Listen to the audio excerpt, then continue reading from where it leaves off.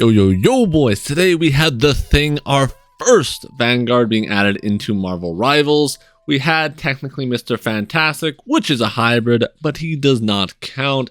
This guy looks like an absolute Giga Chad, dude. The art style looks, do I say, fantastic. I'm gonna do a react, and then I'm gonna jump in and break down the abilities here. All right, here we go. Got The Thing walking in like he knows he's the shit, and he's ready to fuck shit up. Got the grand slam on the ground there. 1-2 punch there. Absolutely showing Soldier 76 who the boss is. Man coming in like an absolute freight train into the grand slam, into another knockout. This guy should be a pro boxer, dude. He's throwing some hard ass punches. Making Iron Fist look like a beta bitch, and then he knocks out the Hulk like it's absolutely nothing, dude. Throws in Wolverine, his homie, backs him up, dude, just runs them over, dude. That's an unstoppable unit like the Juggernaut. Bro's is flexing, dude. He knows he looks good. He jumps to his homie, Doctor Strange. Another big knockup. I guess the ult into another knockup, into another knockout. God damn. That's got a lot of CC, man. This is the first Vanguard that I've ever seen that makes me generally want to play Vanguard. I love that Juggernaut type playstyle, man. It looks sick. First, let's knock out the obvious. He's got infinite punches. Next up, we have his right click ability, which is a punch where the longer you charge it, the more damage it does. Kind of like he's powering up to deal his finishing blow. Next up, we have his shift, which seems to be a charge that also grants him a juicy 200 damage shield, which at the end of it, he smashes his hands against the ground, dealing a devastating blow to his surroundings. Since it does pretty good base damage and it demolishes the surrounding terrain. Next up, we have his E ability, which has 2 charges and allows him to leapfrog to his teammates. Kind of like Hulk jump here, but it's an ability. So I guess they want him to kind of have that mobility type feel, but also restraining it so it's not broke. Another thing the E seems to do is when he jumps to a teammate, he ends up getting these 3 things that orbit around him, and once I believe he's been hit 3 times, it then procs a shield. Can we just take a moment to talk about how it's criminal that the Thing can smash harder than the Hulk? It's no longer Hulk smash, it's the Thing smashes. Now for his final ability, his ultimate here, he smashes his hands into the ground. That creates this massive rock AoE shockwave that knocks his opponents flying into the air, which allows him to knock them out with absolute ease. Next, I want to talk about his cooldowns. His shifts on a 10-second cooldown, knockout is on a 3-second cooldown, and his jump is also on a 3-second cooldown. The only long cooldown being his team up ability. He seems to have a lot of low cooldowns, with his E and his knockout move being on 3-second cooldowns, and his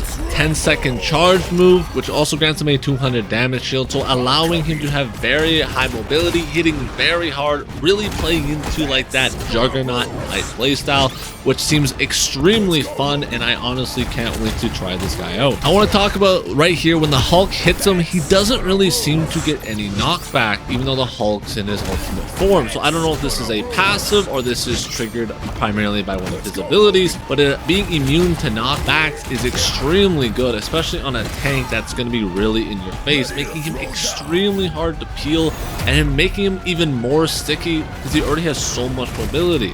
And we can see the lack of knockback there once again. When the soldier dashes into him, he does not move an inch. He truly is rock solid. I want to talk a bit about his team up here. It feels definitely pretty underwhelming compared to the rest of his kit, where a lot more thought and effort seems to went into his E, his shift, his right click, and his ultimate all seem very good in my opinion. And then they kind of dropped the ball on the team up ability here.